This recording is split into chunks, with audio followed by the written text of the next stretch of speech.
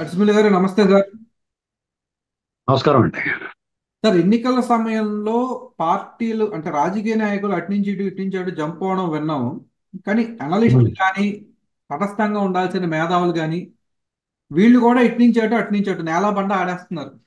కొంతమంది చూసాం, మనం బాగా పేరుగాంచిన అనలిస్టులు కూడా అటు ఇటు మారడం చూసాం. కానీ జడా శ్రవణ్ కుమార్ గారు, ఈయన ఇటు నుంచి అటు వెళ్ళి మళ్ళీ అటు నుంచి ఇటు వచ్చేసాడు. ఈయన నేలబండ ఆడేసాడు. అంటే ఎలా చూడాలి సార్ దీన్ని?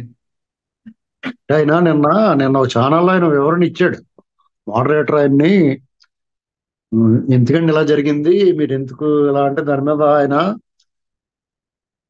చాలా వివరంగానే చెప్పాడు ఆయన.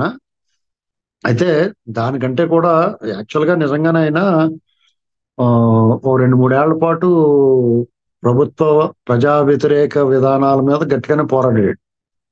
పోరాటం అంటే పోరాటం పలు విధాలు ఉంటుందండి.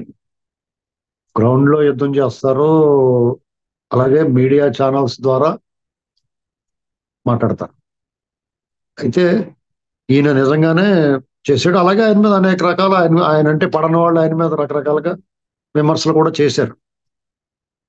కానీ సడన్ గా ఒకానొక రోజు ఆయన అడ్డం తిరిగినట్టుగా ఇన్నాళ్ళు ఏం మాట్లాడారు, అందరూ షాక్ అయ్యారు. ఏంటి ఇలా సడన్ గా ఏం జరిగిందో అర్థం అవ్వలేదు ఎవరికి. మరి అంటే బహుశా నేనేమనుకుంటున్నానంటే, ఆయన ఇప్పుడు రాష్ట్రంలో ప్రధాన ప్రతిపక్షం ఉంది. ఈయన కూడా జై భీమ్ భారత్ భారత్ పార్టీ అని ఉంది. ఈయన పోరాటానికి కనీసం వాళ్ళు ఈయన్ని కూడా కలుపుకుని పోరాటానికి ఈయన్ని కూడా కలుపుకోలేదని ఒక ఆవేదన ఉండి ఉండొచ్చు.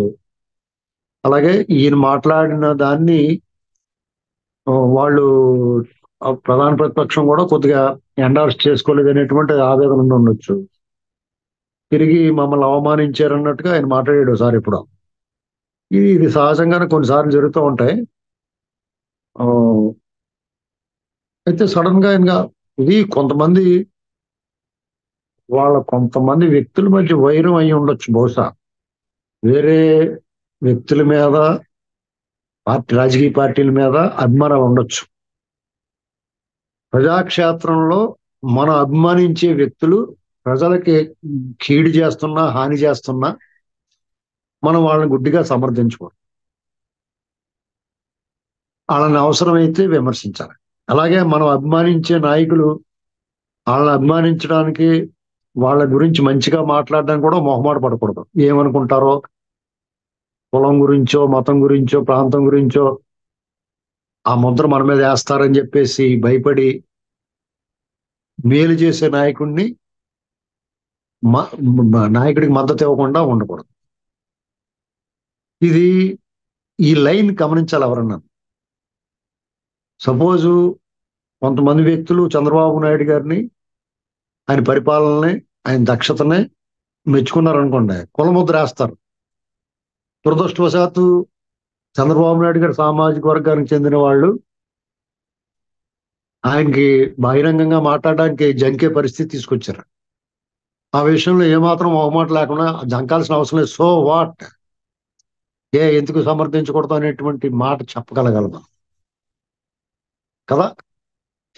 ఎందుకు చెప్పకూడదు? మంచిని మంచి జగన్మోహన్ రెడ్డి ఉన్నాడు, అతను అడ్డగోలుగా దోచేసాడు అని చెప్పడానికి మొహమాటం ఏంటి? ఎందుకు మొహమాట పడాలి? చంద్రబాబు నాయుడు గారు ఉన్నాడు, ఆయన అభివృద్ధి చేశాడు.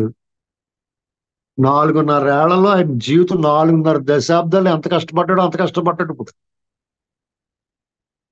ఓరు బాబు, మీరు సర్వనాశనం అయిపోతున్నారా బాబు, నా బాధ అంతా మీకోసమే, మీరు గమనించండి రా బాబు అని 58 నెలలుగా చెప్తున్నాడు ఆయన. జనం కూడా రిసీవ్ చేసుకుంటున్నారు, అవునరా బాబు తప్పైపోయింది మాది అని. దీన్ని చెప్పడానికి మనకి కులము, మతము, ప్రాంతం అడ్డం రావటం అంటే దరిద్రం అన్నమాట. దాన్ని అధిగమించాల. ఎవడో ఏదో అంటాడో, ఏదో ముద్ర వేస్తాడని అస్సలు భయపడరాదు. అసలు దాన్ని లెక్క చేయకూడదు. దానికి ఒకటే మాట, సో వాట్, ఎందుకు చెప్పకూడదు? ఈ విషయంలో ఆయన ఆ, జనాల్లో ఉన్న, ఎప్పుడైతే రాష్ట్రం కోసం చంద్రబాబు నాయుడు గారు కష్టపడుతున్నారని, ప్రజలందరూ చంద్రబాబు నాయుడు గారిని కోరుకుంటున్నారని తెలిసి కూడా చంద్రబాబు నాయుడు గారి మీదకి విమర్శలు ఎక్కుపెట్టాడు. ఇప్పుడు ఒక రాజకీయ నాయకుడు సుదీర్ఘ కాలం రాష్ట్రాన్ని పరిపాలించినప్పుడు వాళ్ళ పరిపాలనలో అనేక మేళ్లు, కొన్నిసార్లు కొన్ని వర్గాలకు నష్టం కూడా జరగవచ్చు, కొన్ని తప్పులు కూడా చేసి ఉండొచ్చు. ప్రస్తుతానికి ఆంధ్రప్రదేశ్ ఉన్న పరిస్థితుల్లో చంద్రబాబు నాయుడు గారు గతంలో ఏమైనా తప్పులు చేస్తే కూడా మనం ఇగ్నోర్ చేయాల్సిన సమయం.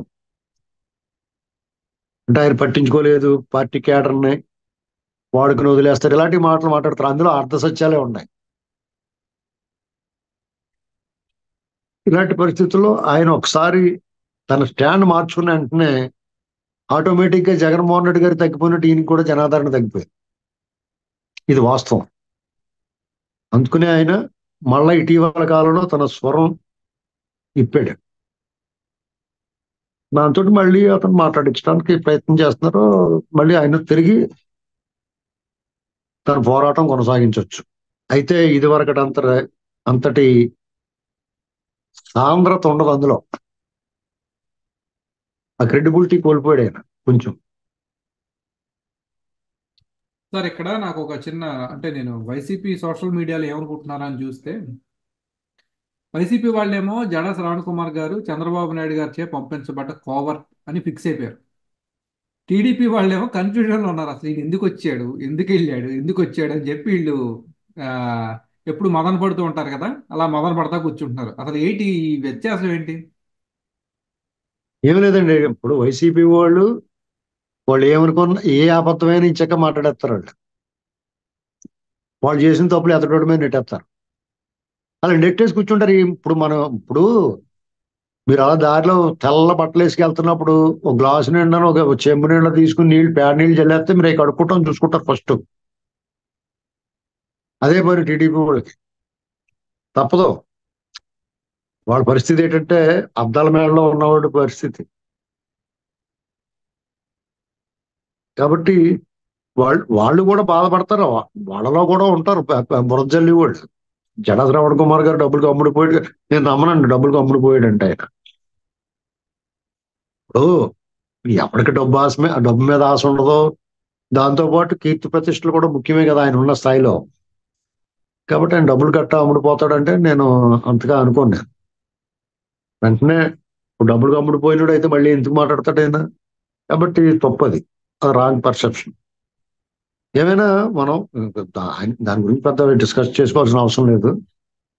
ఆయన ఏదో బాధ కలిగింది, ఏదో ఆశించడేమో. ఆయన గుర్తింపేనే అంటున్నా. డబ్బులు నగదు రూపంలో గట్టా ఆయన ఏమి ఆశించడం, గుర్తింపు కోరుకుని ఉంటాడో.